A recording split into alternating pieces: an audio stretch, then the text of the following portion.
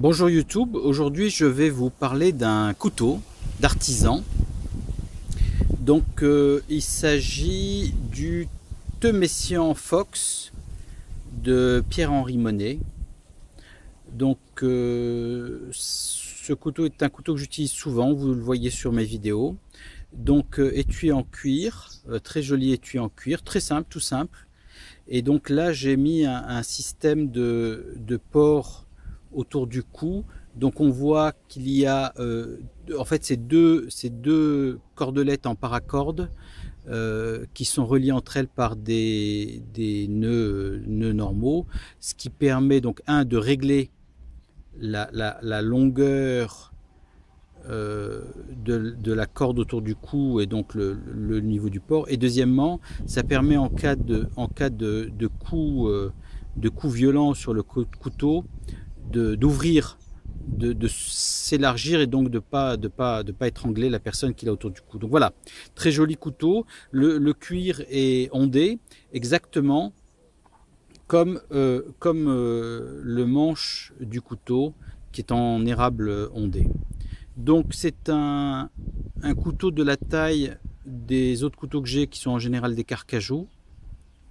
Donc je vais vous donner quelques mesures. On a une longueur totale de 22 cm, une lame de 11 cm et demi. Voilà. Donc c'est du XC75. On voit la petite griffe de Pierre-Henri Monet. 4 mm d'épaisseur. 4 mm d'épaisseur.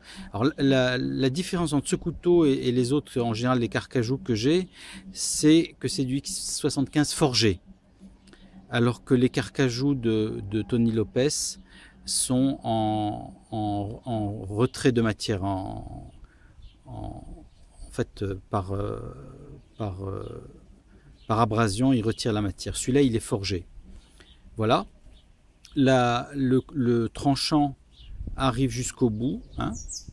Et ce que j'aime bien, moi, c'est en général, voilà, c'est les couteaux que je recherche, des couteaux assez larges, et surtout ce type de manche. Voilà, j'ai des petites mains, j'ai des mains fines. J'ai pas des grosses paluches, et donc ce type de couteau, vraiment, c'est à peu près le même manche que le carcajou, hein, de Tony Lopez. Ce type de couteau vraiment me convient très bien par exemple pour faire tailler du bois, faire des feather sticks, faire des voilà. Donc ce type de couteau et la finesse du manche aussi me convient vraiment très bien. Donc voilà, c'est le Temessian Fox de Pierre-Henri Monet. Je vous laisse le regarder. Ah, si, autre chose que je voulais dire, c'est les intercalaires. Ici on voit, il y a des intercalaires, voilà, il y a des intercalaires noirs. Alors j'aime bien les intercalaires parce que je me rends compte que les couteaux dans le temps, lorsqu'ils n'ont pas d'intercalaire, le manche se décolle légèrement de la lame, et ça fait des petits interstices qui se remplissent de merde, alors qu'avec l'intercalaire ça joue le rôle de joint, et ça ne se remplit pas de merde. Donc je pense que l'intercalaire doit absorber la déformation du bois. Voilà. Donc maintenant je vais vous parler de la trempe. Ici on voit peut-être suffisamment bien une ligne qui fait ça et qui montre la ligne de trempe. Donc la lame est trempée différemment. C'est pas une trempe intégrale, c'est une trempe sélective.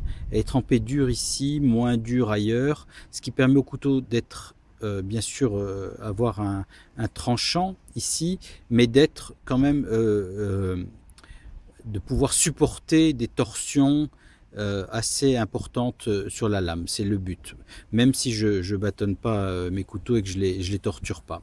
Donc voilà. Guillochage et autres. Ok YouTube, donc voilà, c'est le Temessian Fox de Pierre-Henri Monet. Alors il l'appelle le mini Temessian. parce que le vrai Temessian est plus grand, hein, est beaucoup plus grand. Ça, c'est le mini Temessian, mais c'est vraiment la longueur de lame que j'apprécie beaucoup.